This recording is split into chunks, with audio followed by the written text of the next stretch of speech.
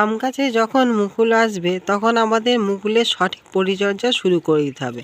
একটা ভুল পরিচর্যা, ভুল যত্ন কিন্তু আমাদের আম গাছের মুকুলকে পুরোপুরি নষ্ট করে দিতে পারে। সেখান থেকে আমরা ফলনের আশাও করতে পারবো না এবং আমাদের সারা বছরের প্রচেষ্টাও কিন্তু নষ্ট হবে। নমস্কার বন্ধুরা, আমি শ্রাবন্তী আর আপনারা দেখছেন গ্রিন লুক গার্ডেন। বন্ধুরা, আমাদের এই সময় অনেক গাছেই কিন্তু মুকুল আসা শুরু হয়ে গেছে। আমরা এই সময় তিনটি স্টেজে কিন্তু আম গাছকে পাবো। এক হচ্ছে যেগুলো আমাদের থাই ভ্যারাইটি, তার মধ্যে বেনানা, ম্যাঙ্গো, কিং অফ চাকাপাত, এইসব যে ভ্যারাইটিগুলো রয়েছে সেগুলো কিন্তু আগাম আমাদের মুকুল আসা কিন্তু শুরু হয়ে যায়। কিছু কিছু গাছ আছে যেগুলো আমাদের জানুয়ারি মাসে কি ফেব্রুয়ারি মাসে প্রথম সপ্তাহে কিন্তু মুকুল আসা শুরু হবে। আরেকটি গাছ যেটা হচ্ছে আমাদের 12 মাসি, যেখানে আমাদের সবসময় মুকুল আসতেই থাকে, ছোট ফল বড় ফল সব রকম ফলই কিন্তু থাকে। এই তিনটি গাছের তিন রকমভাবে তার প্রকৃতি এবং তার যে ভ্যারাইটি সেই হিসাবে কিন্তু আমাদের যত্ন নিতে হবে, সেই হিসাবে কিন্তু আমাদের পরিচর্যা সারতে হবে। এখন আমাদের যে সমস্ত গাছে মুকুল এসে গেছে, যে সমস্ত গাছে মুকুল আসছে, মুখ ফেটে বেরোচ্ছে বা এইভাবে মুকুল কিন্তু অলরেডি বেরিয়ে পড়েছে, সেই সমস্ত গাছে আমরা এখন কি যত্ন পরিচর্যা নেব, কি কাজ করব, কি কাজ করব না, কি খাবার দেবো, তার সমস্ত কিছুই ডিটেলসে আজকে আমি ভিডিওতে বন্ধুরা আলোচনা করব। আশা করি ভিডিওটা আপনাদের উপকারে আসবে এবং এখান থেকে আপনারা আপনাদের যে গাছগুলো সেগুলো সুন্দরভাবে পরিচর্যা যত্ন কিন্তু সারতে পারবে। বন্ধুরা, সব কিছু জানতে গেলে অবশ্যই পুরো ভিডিওটা দেখবেন, স্কিপ করবেন না, তাহলে পুরো বিষয়টা কিন্তু আপনারা পরিষ্কার হতে পারবেন। বন্ধুরা, দেখতে পাচ্ছেন এই যে গাছগুলোতে কিন্তু আমাদের মুকুল আসা কিন্তু শুরু হয়ে গেছে। এখান থেকে যে পয়েন্টগুলো ফেটে বেরোচ্ছে দেখতে পাচ্ছেন, এই পয়েন্টগুলো ফেটে বেরোচ্ছে মুকুল নিয়ে। এখানেও দেখতে পাচ্ছেন যে এখানে মুকুল ফাটার যে পয়েন্টগুলো কিন্তু অলরেডি বেরিয়ে এসছে। এই যে আমাদের গাছগুলো যে মুকুল সদ্য বেরোচ্ছে, এখনও কিন্তু মুকুলটা কিন্তু ফেটে বেরোয়নি, ফুলে রূপান্তরিত হয়নি, এখন শুধুমাত্র আমাদের কিন্তু কুঁড়িতে রয়েছে। এই সময় সবথেকে বড় যে কাজটা হবে, সবথেকে প্রথম যে কাজটা হবে, সেটা হচ্ছে একটা ফাঙ্গিসাইড, একটা ইনসেকটিসাইড আমাদের গাছগুলোতে স্প্রে করে দেওয়া। কেন এই সময় আমাদের যে চোষক পোকা, তারপরে আপনার যে মাইটস থাকে, এই সময় কিন্তু খুব বড় উপদ্রবের সময় কিন্তু এইটা, যা কী করে আমাদের মুকুলগুলোকে কিন্তু প্রথম গোড়া থেকে কিন্তু নষ্ট করে ফেলে। আমরা সেইভাবে কিন্তু মুকুলকে ভালোভাবে প্রস্ফুটিত করতে পারি না, মুকুল কালো হয়ে যায়, মুকুলের ফুলগুলো নষ্ট হয়ে যায়, নানান রকম সমস্যা কিন্তু দেখা দেয় পোকামাকড়ের উপদ্রবে, আরেকটা হচ্ছে ফাঙ্গাসের উপদ্রবে।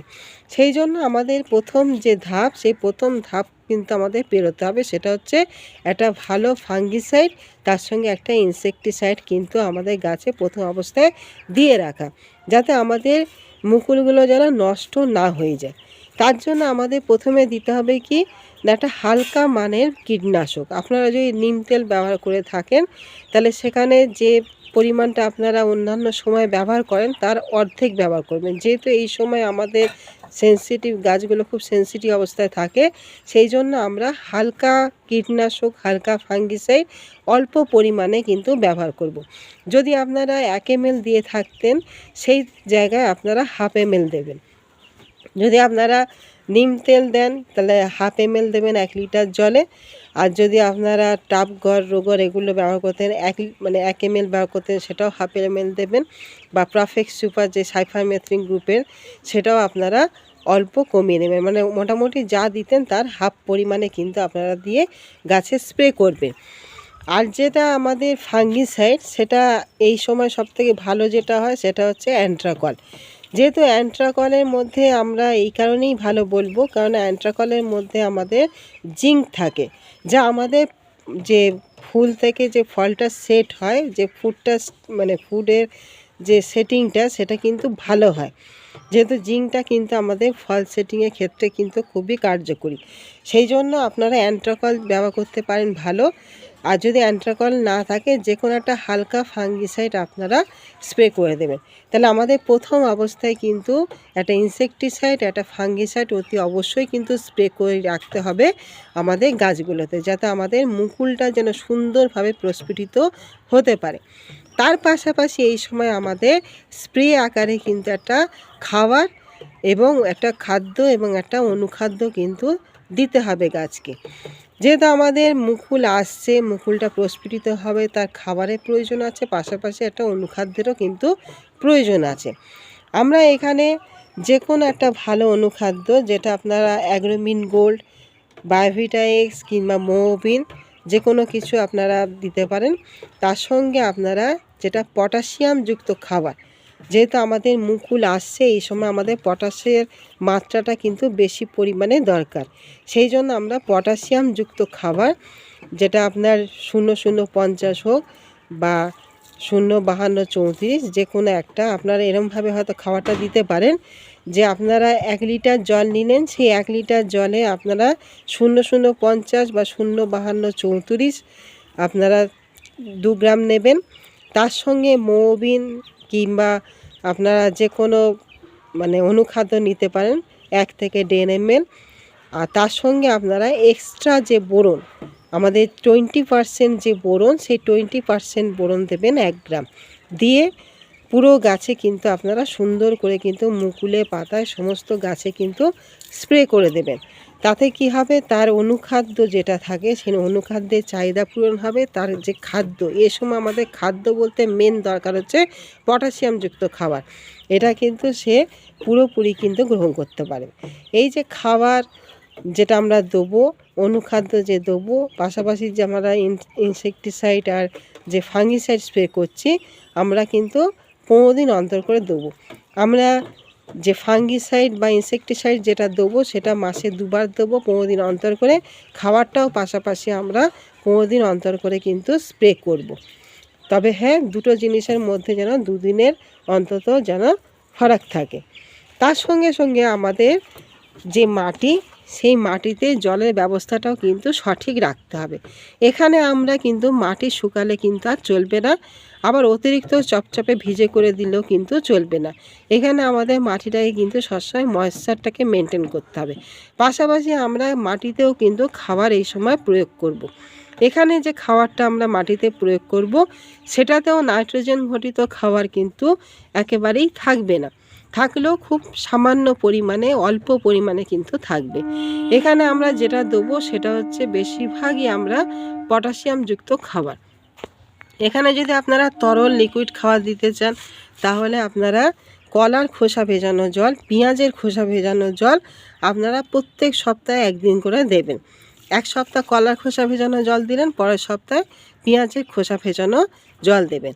আর জৈব যে খাবারটা আপনারা দেবেন এই সময়, যে মিক্সড খাবার, বন্ধুরা চলুন সেই মিক্সড খাবারটা আমি দেখিয়ে দিই। বন্ধুরা, এখানে যে খাবারটি আমি নিয়েছি আপনারা দেখতে পাচ্ছেন, এখানে কিন্তু আমি নাইট্রোজেনযুক্ত খাবার কিন্তু নিইনি।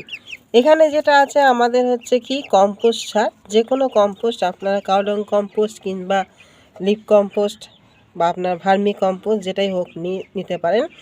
এটা আমাদের ম্যানুয়াল খাবার, এতে নাইট্রোজেনের পরিমাণ যে খুব বেশি থাকে তা না, আমাদের সামান্য হলেও অল্প একটু নাইট্রোজেন দিয়ে রাখতে হবে যাতে গাছের বৃদ্ধিটা হয়। কেন এই সময় আমাদের গাছের বৃদ্ধিটা দরকার, কেন বৃদ্ধি হলেই কিন্তু আমাদের গাছের মুকুলটা কিন্তু আসবে। এখানে যেটা নিয়েছি সেটা হচ্ছে 1 মুঠো পরিমাণ ভার্মি কম্পোস্ট। এখানে যেটা নিয়েছি সেটা হচ্ছে আপনার লেদার মিল। এই লেদার মিল আপনারা সকলেই জানেন, প্রচুর পরিমাণ কিন্তু এতে আমাদের ভিটামিন থাকে, মিনারেল থাকে এবং প্রচণ্ড পরিমাণে কিন্তু পুষ্টিকর উপাদান এখানে রয়েছে। এখানে যেটা নিয়েছি সেটা হচ্ছে সুপার ফসফেট। এই সুপার ফসফেট আমি নিয়েছি 1/2 চামচ পরিমাণ। এই সুপার ফসফেট আমাদের শিকড়ে বৃদ্ধি ঘটাতে, শিকড়কে ভালো রাখতে সাহায্য করবে। তার সঙ্গে আমরা নিয়েছি জিপসাম। এই জিপসাম হচ্ছে ক্যালসিয়ামের একটা ভালো সোর্স, যা আমাদের আম গাছের জন্য কিন্তু খুবই প্রয়োজন এই সময়। কেন, ক্যালসিয়াম কিন্তু আমাদের গাছের কিন্তু বৃদ্ধিতে এবং গাছের যে পুষ্টিতে আপনার প্রচুর পরিমাণে কিন্তু সহায়তা করে। তার সঙ্গে যেটা রয়েছে সেটা হচ্ছে আমাদের লাল পটাশ। এই লাল পটাশের কাজ হচ্ছে আমাদের, যেহেতু পটাশিয়ামযুক্ত খাবার, প্রচুর পরিমাণে কিন্তু মুকুল আসবে, মুকুলের ফুল আসবে এবং গাছটাকে শক্ত সমর্থ করে তুলবে এবং পাশাপাশি রোগ প্রতিরোধ ক্ষমতাও কিন্তু গড়ে তুলবে। তার সঙ্গে আমাদের যেটা আছে জিয়ার দানা, সিউইড যে দানা আমাদের মাইক্রোনিউট্রিয়েন্ট, যা আমাদের অনুখাদ্যের যে চাহিদা সেই চাহিদাটাকে কিন্তু মেটাবে।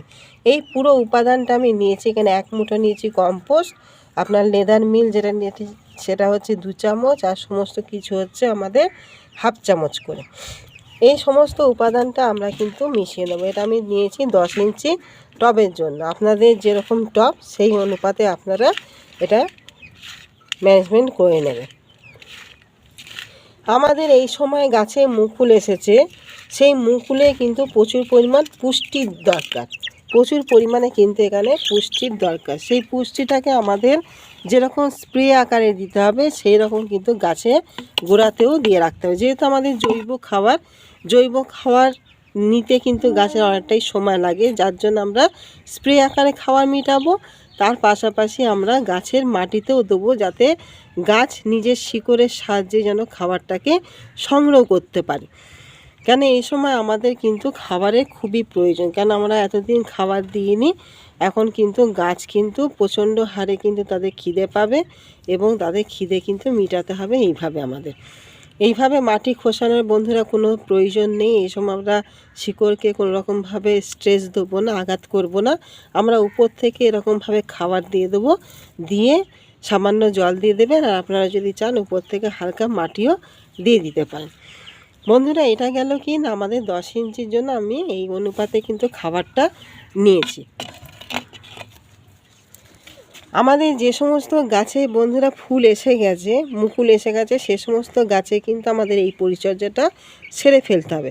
কিন্তু যে সমস্ত গাছে আমাদের এখনও মুকুল আসেনি, মুকুল আসবে, তার যে যত্ন পরিচর্যা এর আগের অনেক ভিডিওতে আমি বলেছি বন্ধুরা।